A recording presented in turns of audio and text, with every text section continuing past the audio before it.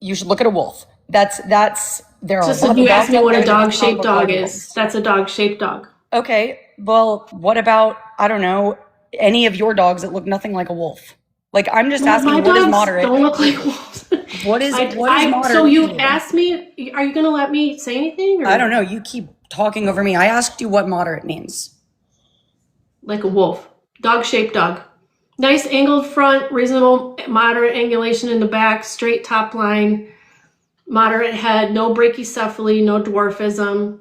Okay, so another thing that you mentioned when you were talking about how you actually in the same kind of bit where you were saying dog-shaped dog, one of the things that you want to look at is a dog that moves, I don't know, freely or well.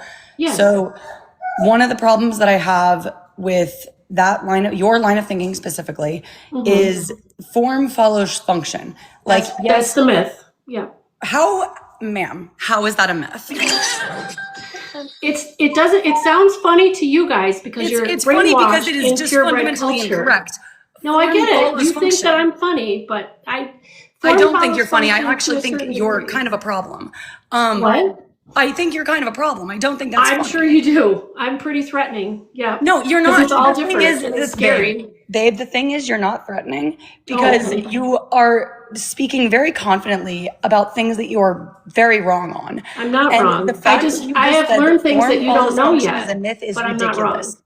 So I understand that you feel that way and you think I'm really wrong. That's great. I'm glad that you understand that. But when you're talking about like moderate angulation in the back and whatever you said about the front, to you, what do those things mean? And why does that not back up form following function? So it does to some extent, right? So if you have extremes of conformation, like a smashed face, like a French bulldog or any of the brachycephalic dogs, that is not functional, and I wouldn't breed it. I was talking about the legs. I wouldn't breed it. It's not functional. Great. So I don't care. Chop off the dog's head. I'm talking about the legs. The legs, yeah. So super straight legs, which is part of the conformation standard in some breeds. What part of the leg? What part is straight? So you have a value system where you believe that these things are important, and I don't. So I would encourage you to read about moderation and about functional dogs, and I would encourage you to go read. I promise you, don't then answer my question and don't misogynistic. Don't condescend to me. Okay, you call me sweetheart. If you call me sweetheart, am I the one she was bad at math? Are you? I do think angles are important. Thank you for the comment. They're just not as obsessively important as the purebred people think they are. There's a wide range of moderate functional structure that works for a dog and it can run. It doesn't need to be this incredibly specific thing. You can mute me. That's fine. Are we done? People with torn ACLs also can run. That does not mean and you should breed a dog that has, where people have torn ACLs and where there's a high propensity for that. There's some genetic testing for that. You should have moderate angulation in the rear to avoid it. You also don't want to spay and neuter too early because that can increase the risk. You should educate your buyers about that. I was asking about the angulation of the rear and front legs because what about it? If it is a correctly built dog, it will be able to move freely. And if it is an incorrectly built, like one of the things that we see in a lot of the breeds right now is they're trending towards a very straight front. So poodles have for everyone. It's not just poodles. It is a lot of breeds. In my program, I try to breed away from that really straight poodle front. Okay, so see now you're really confusing me because it doesn't look like a moderate dog. Like if you think of a wolf, it doesn't have a straight front, right? Like to me, that's an extreme. So I'm not asking. I know you think it's funny, Jess, but open your mind. There's all kinds of people talking about this. I'm not asking you to be condescending. I'm asking you condescending.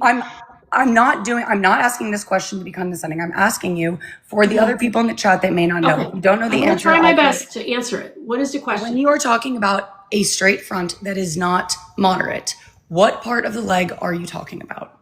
In the front, the shoulder layback. Okay. So with a correctly angled shoulder, the dog is able to reach out its arm more and then able to move around the ground more freely. Yeah. This is what I mean when I say form follows function. if you have a very straight dog, it physically cannot reach out its leg as far. Right. And similarly in the back, if you have, like, if its back is also over angled or under angled, you have the same thing happening. Right. This is what I'm saying when I said form follows function, and to say that it's a myth is just like wrong. It's not an opinion. Like, I'll use myself as an example. I pronate my ankles. Yeah. That is going, if now I have to think really hard or wear good shoes, which I'm not going to do. So if I don't think very hard about rolling out my ankles, my knees hurt, then my hips hurt, my lower back hurts, because form follows function. Right. It is the exact same thing with dogs. I mean, and again, like brachycephalic dogs, like they cannot breathe because their nares are usually way too small, and they have like way too long of a soft palate, and their nose is smashed into their face. Right. Because their form is messed up, and so functionally they cannot breathe. So can I say something? Absolutely. I promise not to condescend. Let me just say something. I think that we agree that form follows function. Well, no, because you just said it was a myth.